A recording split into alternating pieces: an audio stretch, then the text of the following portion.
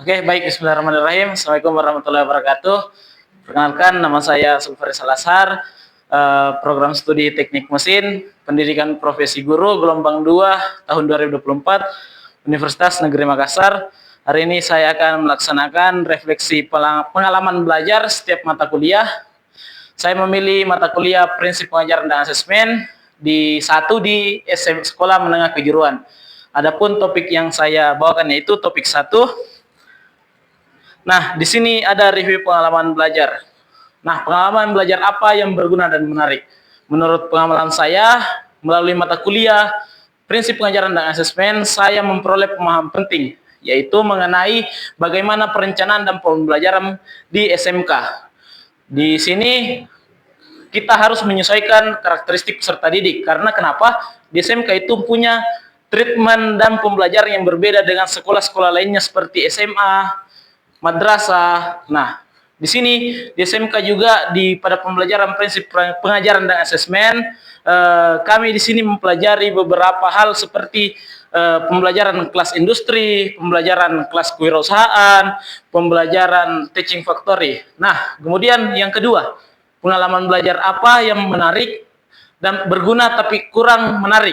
Nah, menurut saya di sini pengalaman yang paling berguna tapi kurang menarik pada pembelajaran PPA 1 yaitu saya anggap adalah mempelajari penyusunan instrumen asesmen yang sesuai dengan kompetensi di SMK, baik untuk asesmen formatif maupun sumatif.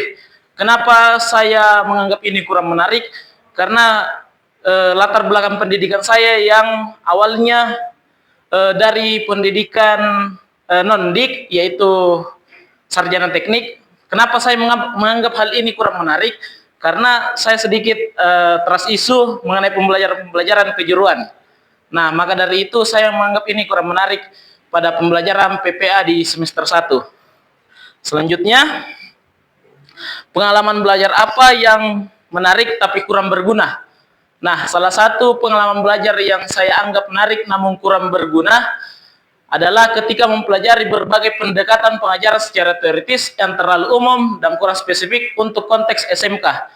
Nah, di sini di SMK, sepanjang saya melaksanakan pembelajaran, ada satu pendekatan yang menurut saya sangat penting, yaitu pendekatan berdiferensiasi, yang dimana ini juga terus digaungkan oleh kementerian, yaitu pendekatan berdiferensiasi.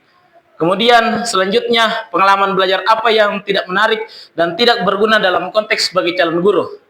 Oke, di sini sebagai calon guru, khususnya calon guru vokasional teknik mesin, saya merasa membahas format-format dokumen administrasi pembelajaran secara berlebihan seperti bentuk format RPP secara teknis yang terlalu berfokus pada struktur. Nah, menurut saya di sini kenapa saya menganggap tidak berguna? Karena kenapa? Alangkah baiknya kita dalam merencanakan RPP yang lebih dikembangkan itu kepada kompetensinya, bukan cuma administratifnya saja, khususnya SMK yang dimana siswa-siswa SMK harus mendapatkan pembelajaran berlebih berdasarkan pengalaman atau model pendekatan eksperimental. Selanjutnya, refleksi pengalaman belajar. Apa yang telah terjadi?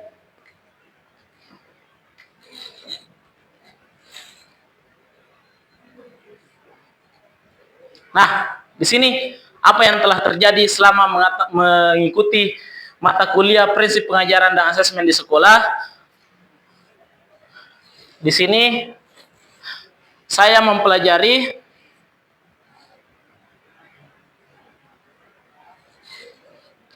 saya perbaiki dulu proyektornya. Apa yang telah terjadi pada pembelajaran Prinsip Pengajaran dan Asesmen? Ya, di sini saya belajar mendalami materi yang dipelajari mencakup asesmen formatif, asesmen sumatif, maupun satu bentuk asesmen yang menurut saya sangat penting, yaitu asesmen diagnostik. Nah, kemudian strategi guru agar pembelajaran menjadi reflektif. Nah, yang kedua, mengapa hal tersebut dapat terjadi? Hal tersebut dapat terjadi karena beberapa faktor yang saling mendukung selama proses perkuliahan. Faktor pertama, materi yang disampaikan dalam mata kuliah sangat relevan dengan kebutuhan nyata yang saya dapatkan pada praktik pengalaman lapangan. Nah, yang kedua, keterlibatan aktif dalam diskusi bersama dosen di ruang kelas. Nah, di mana di sini saya mendapatkan dosen yang alhamdulillah sangat membantu saya dalam proses belajar, khususnya mata pelajaran prinsip pengajaran dan asesmen, yaitu Prof. Darmawan sebagai dosen pengampuh. Nah, yang ketiga, dosen memberikan pendekatan pembelajaran yang dialogis dan kontekstual. Tidak hanya menyampaikan teori, tapi juga memfasilitasi mahasiswa untuk mengaitkan materi dengan pengalaman nyata atau kasus di lapangan, khususnya di SMK. Selanjutnya, analisis artefak pembelajaran. Di sini saya memilih artefak pembelajaran koneksi antar materi, topik 1. Nanti sebentar saya tampilkan. Kemudian, mengapa saya memilih artefak ini? Nah, sebab dalam topik 1 dengan judul prinsip pengajaran dan asesmen, di mana pembelajaran di SMK harus dipusatkan pada peserta didik. Nah, kemudian dengan mendapatkan pembelajaran sebagai subjek aktif, dalam proses pembelajaran, pendekatan seperti diskusi kelompok, simulasi, unjuk kerja, ataupun pembelajaran berbasis proyek. Terus, yang kedua, bagaimana dari artefak ini saya mendukung hasil refleksi saya? Nah, adapun pada bagian yang mendukung hasil refleksi pada topik mata kuliah ini adalah hampir seluruh topik pada pembelajaran ini menjadi refleksi baik bagi saya, ialah pada bagian pembelajaran yang mengoptimalkan pemanfaatan teknologi, di mana dengan demikian seorang guru pada revolusi industri 4.0 harus mampu memanfaatkan teknologi dengan baik, khususnya di SMK, yang dimana sebagai guru kita harus mengadakan pembelajaran yang linear dengan inovasi-inovasi yang telah terjadi di dunia industri.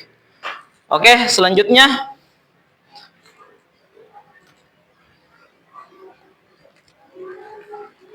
ada pertanyaan pada rumusan hasil refleksi berupa pembelajaran bermakna.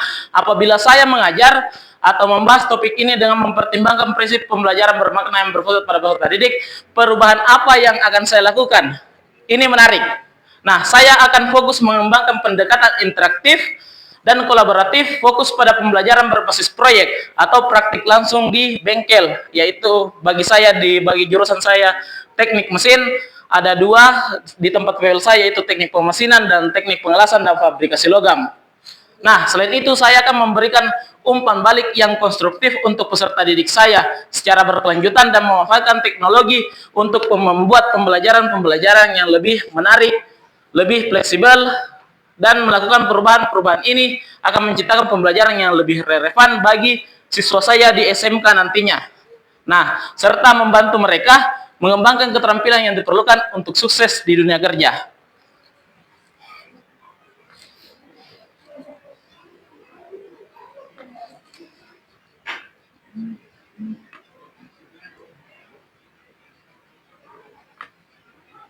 Nah, berikut saya akan tampilkan artefak pembelajaran saya.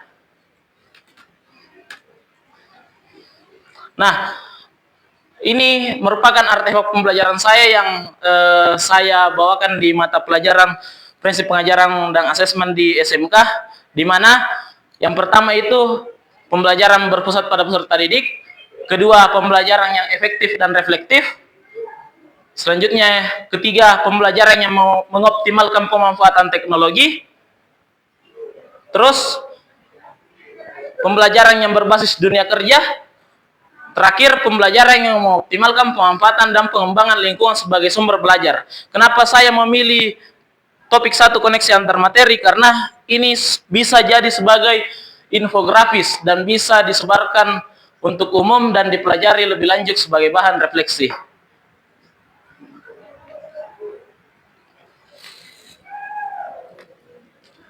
Nah, itulah tadi penjelasan saya mengenai refleksi pembelajaran, mata pelajaran prinsip pengajaran dan asesmen di SMK. Cukup sekian dari saya. Akhirul kalam, wastabilu khairat, wallahu waliyul taufiq wal hidayah. Wassalamualaikum warahmatullahi wabarakatuh.